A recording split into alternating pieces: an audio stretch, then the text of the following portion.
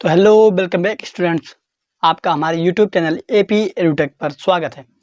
तो स्टूडेंट्स, आज हम आपको बताने वाले हैं कि विद्युत क्षेत्र क्या होता है और विद्युत सेल क्या होता है और विद्युत सेल के कितने प्रकार होते हैं। यह भी आपको बताएंगे किस किस टाइप के आपकी बैटरीज बनाई जा सकती हैं उस विद्युत सेल से, और विद्युत सेल कितने प्रकार का किस किस नाम से आपके दैनिक जीवन में उपयोग किए जाते हैं, और विद्युत सेल के अंदर विद्युत वाहक बल क्या होता है उसको भी आज आपको बताएंगे। उसका फार्मूला क्या होता है जो कि आपके पॉलिटेक्निक एंट्रेंस एग्जाम से रिलेटेड क्वेश्चंस में ज़रूरत पड़ेगी जिसकी, तो आज हम आपको उसको भी डिस्क्राइब करके बताएंगे।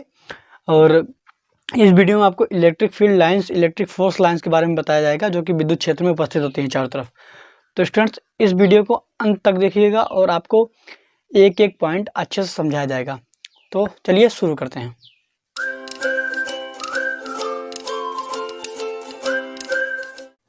तो हेलो स्टूडेंट्स, चलिए आपको बताते हैं कि बिल्कुल विद्युत सेल क्या होता है, यानी इलेक्ट्रिक सेल क्या होता है। तो स्टूडेंट्स, हर मतलब ऐसी मशीन, ऐसी युक्ति यानी कोई भी ऐसी टेक्नोलॉजी है, कोई भी ऐसी टेक्नोलॉजी जो रासायनिक ऊर्जा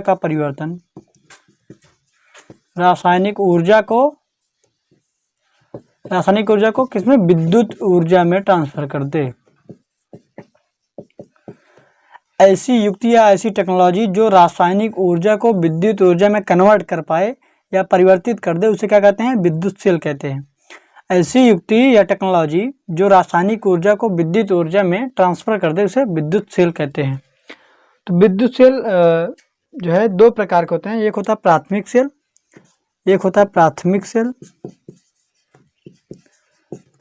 सेल, और दूसरा होता है द्वितीयक सेल।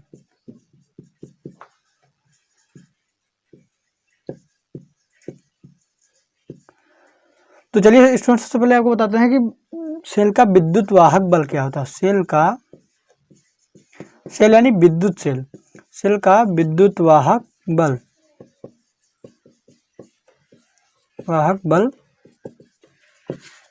क्या होता है, यानी इसे इंग्लिश में कहेंगे तो electromotive force of a cell.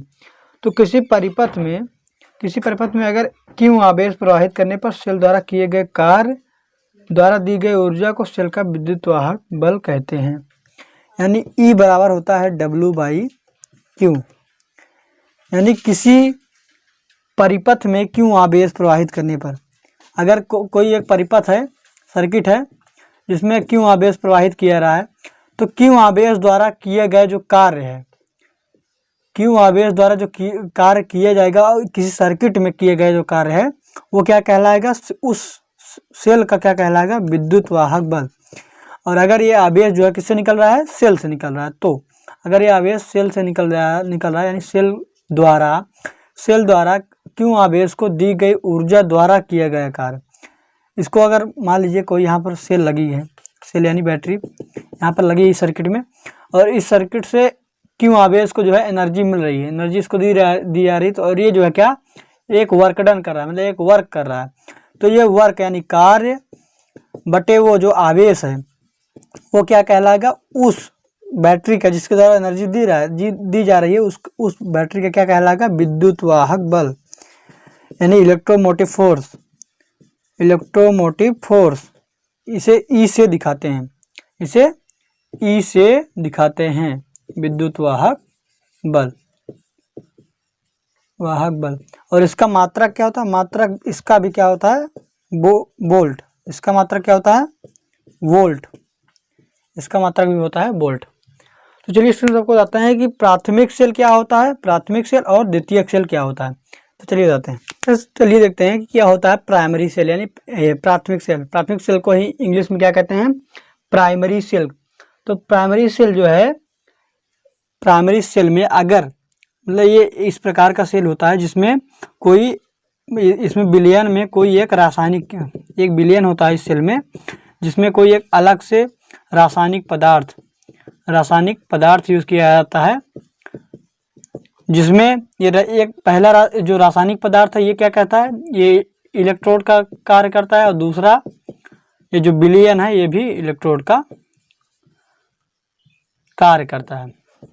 तो दोनों जो है कैथोड और एनोड का कार्य करते हैं, जिससे जो है हमारे पास इलेक्ट्रिक करंट जो है जनरेट होता है। तो इसमें जो है जब हम बैटरी को यूज़ करते हैं, प्राथमिक सेल की क्या गुण का क्या होता है, प्राथमिक सेल होता क्या है, इस सेल में जब जब हमारी बैटरी डिस्चार्ज हो जाती है तो हमें अलग फिर से रासायनिक पदार्थ को ऐड करना पड़ता है, जिससे हमारी बैटरी फिर से कार्य करने लगे। तो प्राथमिक सेल में हमको अलग से रासायनिक पदार्थ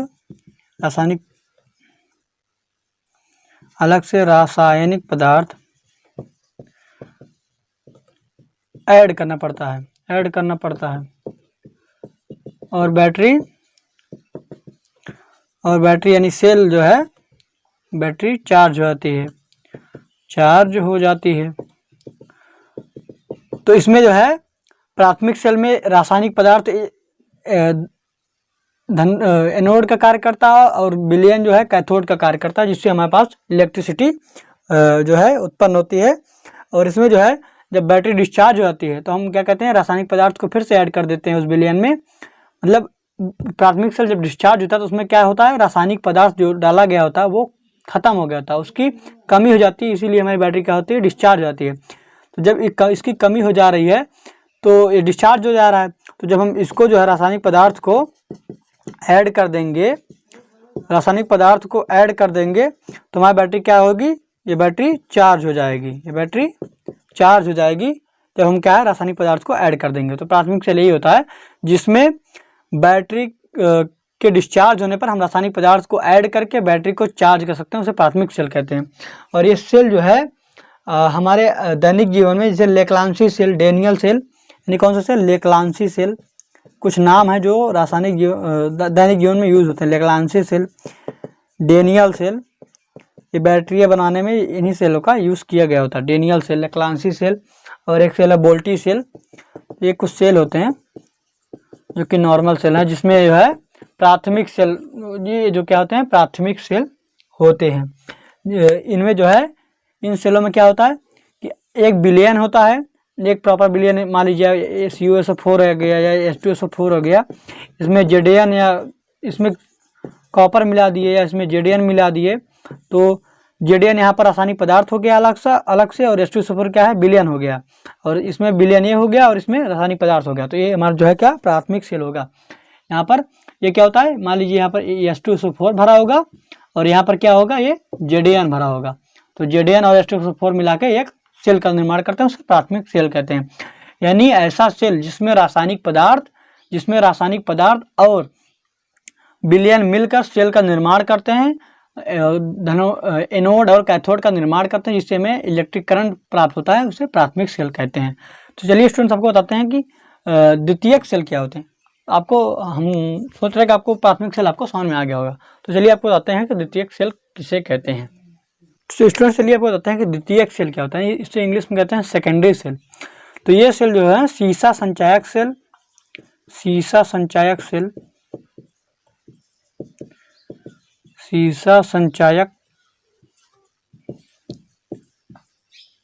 व क्षारी सेल होते हैं।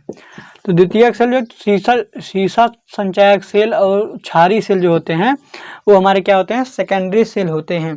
तो इस सेल में क्या होता है, हम इस सेल को जो है, इस सेल में दो इलेक्ट्रोड लगे होते हैं, एक एनोड, एक माइनस, एक प्लस वाला, यानी एक एनोड और एक कैथोड वाला, जिसकी वजह से हमारे इलेक्ट्रिसिटी उत्पन्न होती है।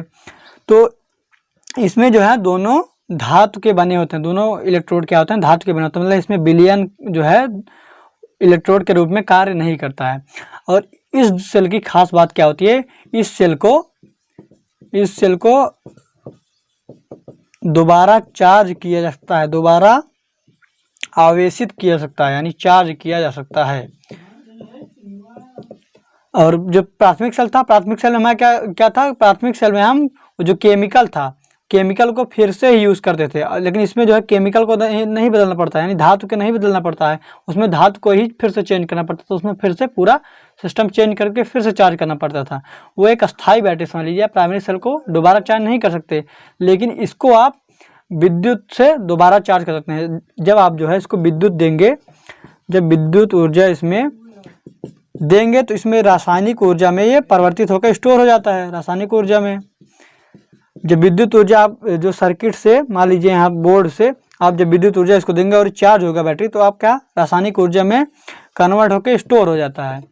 और जब हम इसको, अगर हम इससे ऊर्जा लेना चाहें, जब इससे हम ऊर्जा लेना चाहें तो क्या होता है, यही रासायनिक ऊर्जा जो है, जो रासायनिक ऊर्जा स्टोर हो गई होती है, इसमें जो रासायनिक ऊर्जा स्टोर होती है वही रासायनिक ऊर्जा कन्वर्ट होकर हमें विद्युत ऊर्जा प्रदान करने लगती है। तो हम इसे जो है पुनः चार्ज कर सकते हैं किसी सहायता से, विद्युत की सहायता से हम इसे पुनः चार्ज कर सकते हैं, इसीलिए इसे द्वितीयक सेल कहते हैं। तो द्वितीयक सेल के मुख्य उदाहरण, सबसे बड़ा उदाहरण है सीसा संचायक सेल है और दूसरा क्षारीय सेल है। सीसा संचायक सेल में क्या होता है, एक जो है एक PbO2 का और एक दूसरा Pb का, एक PbO2 का और दूसरा Pb का जो है इलेक्ट्रोड होता है इसमें। और जो ये इसमें विलयन क्या भरा होता है, इसमें H2SO4 विलयन भरा होता है। ये PbA2 का होता है और ये Pb का होता है, दो इलेक्ट्रोड बने होते हैं और ये विलयन क्या होता है, H2SO4 का होता है। जब हम चार्ज करते हैं तो इसमें जो है इसके अणु टूट कर इसमें जाकर स्टोर होने लगता है और इसके अणु इसमें टूट के स्टोर होने लगते हैं, जिससे जो है हमारी इलेक्ट्रिसिटी केमिकल एनर्जी के रूप में हमारा जो है सेल में जो है स्टोर हो जाती है। और जब हम इसको चाहते हैं, मतलब फिर से हम जो है यूज़ करना चाहते हैं, तो रासायनिक ऊर्जा हुई जो केमिकल एनर्जी में स्टोर हुई थी वही जो है विद्युत ऊर्जा में कन्वर्ट होकर हमें प्राप्त हो जाती है। तो आई होप स्टूडेंट्स आपको ये समझ में आ गया होगा कि जो है द्वितीयक सेल क्या होता है और प्राथमिक सेल क्या होता है। तो अगर आपको कहा जाए कि द्वितीयक सेल की क्षमता को मापा जाए तो मापते समय उसमें जो मात्रक यूज़ किया जाता है, उसे एम्पियर इंटू घंटा कहते हैं, यानी एम्पियर इंटू घंटा, जो इसका क्या होता है, मात्रक होता है। तो स्टूडेंट्स आपको प्राथमिक सेल और द्वितीयक सेल आपको बता दिया गया। तो चलिए स्टूडेंट्स आपको बताते हैं विद्युत क्षेत्र क्या होता है। तो स्टूडेंट्स यहाँ पर विद्युत क्षेत्र क्या होता है, इलेक्ट्रिक फील्ड। तो इलेक्ट्रिक फील्ड, मान लीजिए आपका कोई एक आवेश है, एक या तो धन आवेश होगा या ऋण आवेश होगा। तो धन आवेश या ऋण आवेश अपनी कुछ दूरी तक अपने चारों तरफ एक क्षेत्र उत्पन्न करता है, जहाँ तक, मतलब ये धन आवेश या ऋण आवेश अगर इसके आसपास, मान लीजिए ये कोई क्षेत्र है, एक सीमा है, जहाँ तक अगर कोई आवेश आ गया, मान लीजिए ये धन आवेश है तो यहाँ अगर कोई ऋण आवेश आ गया तो ये इसे अपनी तरफ आकर्षित कर लेगा। यानी जो धन आवेश होता है वो ऋण आवेश को अपनी तरफ आकर्षित करता है, तो आकर्षित कर लेगा, तो उस पर मतलब फोर्स अप्लाई करेगा, एक F बल लगाएगा। तो ये किस कारण होगा, क्योंकि ये इसके विद्युत क्षेत्र के अंदर आ जाएगा। एक सीमा है जिसके अंदर अगर कोई आवेश आ गया और विपरीत आवेश आ गया तो अपनी तरफ आकर्षित कर लेगा। और अगर यहीं पर ये माइनस हो जाए, अगर ये आवेश माइनस हो जाए और ये प्लस हो जाए तो इस पर बल क्या लगेगा, विपरीत की तरफ, इसे मतलब बाहर की तरफ ढकेलने लगेगा। तो मतलब यदि कोई आवेश है उसके चारों ओर का वह क्षेत्र किसी आवेश के आवेशों के समूह के चारों ओर का वह क्षेत्र जिसके अंदर कोई अन्य आवेश अपने ऊपर बल का प्रभाव महसूस करे, उसे उस आवेश की क्या कहते हैं, विद्युत क्षेत्र कहते हैं। तो यहाँ पर ये जो इस पहले आवेश के जो चारों तरफ क्षेत्र बना, इसे क्या कहते हैं, विद्युत क्षेत्र। यही क्या है, विद्युत क्षेत्र। यही क्या है, विद्युत क्षेत्र। तो विद्युत क्षेत्र E बराबर क्या होता है, F/Q0। विद्युत क्षेत्र E बराबर क्या होता है, F/Q0। इसका मात्रक क्या होता है, इसका मात्रक होता है न्यूटन प्रति कूलाम। तो एक बार फिर से आपको बता देते हैं, किसी आवेश या आवेशों के समूह के चारों ओर का वह क्षेत्र जहां तक कोई अन्य आवेश अपने ऊपर एक बल लगता हुआ महसूस करता है, उसे पहले आवेश का क्या कहते हैं, विद्युत क्षेत्र कहते हैं। इसे E से डिनोट करते हैं और इसका फार्मूला कहता है E बराबर F/Q0, या यहाँ ये Q0 हो गया और ये Q, तो ये क्या होगा, F/Q0। यही क्या हमारा विद्युत क्षेत्र। इसे किससे मात्रा क्या है इसका, न्यूटन प्रति कूलाम। तो आप ये जो फार्मूले हैं और इसको जो मात्रा को इसको नोट कर लीजिए, क्योंकि आपके क्वेश्चन में बहुत काम आएगा। और आपको आई होप इसको समझ में आ गया होगा, तो आप इसको भी नोट कर लीजिएगा। आगे जो आपको क्वेश्चंस बताए जाएंगे पॉलिटेक्निक एंट्रेंस एग्जाम वाले जो आए हुए हैं प्रीवियस ईयर के, तो उसमें आपको ये सॉल्व करने में सहायता करता। तो स्टूडेंट चलिए आपको बताते हैं विद्युत क्षेत्र की रेखाएं। विद्युत क्षेत्र की रेखाएं क्या होती हैं? तो विद्युत क्षेत्र की दो प्रकार से रेखाएं उत्पन्न होती हैं। विद्युत क्षेत्र रेखाएं, विद्युत बल रेखाएं आप कह सकते हैं प्रकार से, क्योंकि विद्युत क्षेत्र के अंदर जो बल लगता है वो किस प्रकार से लगता है उसे ये दिखाते हैं। अगर आपका आवेश माइनस है, अगर आपका आवेश ऋण आवेशित है, तो अगर आपका कोई धन आवेश बाहर तरफ है, मान लीजिए धन आवेश है, तो उसे अपनी तरफ क्या करेगा? आकर्षित करेगा, उसे अपनी तरफ आकर्षित करेगा। तो ये क्या? आकर्षण बल लगेगा, आकर्षण बल रेखाएं उत्पन्न हो जाएंगी। और अगर आपका ये आवेश धन आवेश है, जो जिसके चारों तरफ विद्युत क्षेत्र उत्पन्न हुआ है, तो जो अगला धन आवेश है परीक्षण आवेश को, उसको क्या करेगा? दूर की तरफ ढकेलेगा। तभी फोर्स अप्लाई करेगा, लेकिन वो विपरीत दिशा में होगा, अपनी तरफ आकर्षित नहीं करेगा, उसे प्रतिकर्षित करेगा। तो इस दो प्रकार से आपकी क्या है? विद्युत बल रेखाएं उत्पन्न होती हैं किसी भी विद्युत क्षेत्र में। तो स्टूडेंट्स आई होप आपको समझ में आ गया होगा। तो आगे के वीडियोस में स्टूडेंट्स आपके जो हमने बताया था अभी तक कि विद्युत क्षेत्र, विद्युत विभव और जो है विभवांतर, और आज जो बताया हमने कि विद्युत सेल, इसके आधार पर जो क्वेश्चंस हैं उसको सॉल्व कराया जाएगा। और जो प्रीवियस ईयर क्वेश्चंस हैं आए हुए हैं विद्युत धारा के प्रकार आदि पर, तो उसका भी आपको बताया जाएगा। तो स्टूडेंट्स आज के वीडियो में बस इतना ही। आगे आने वाले वीडियोस के लिए आप हमारे चैनल को सब्सक्राइब कर लीजिएगा और इस वीडियो को लाइक कर दीजिएगा और अपने फ्रेंड्स के साथ शेयर कर दीजिएगा जो पॉलिटेक्निक की तैयारी करना चाह रहे हैं। Thank you for watching students, thank you.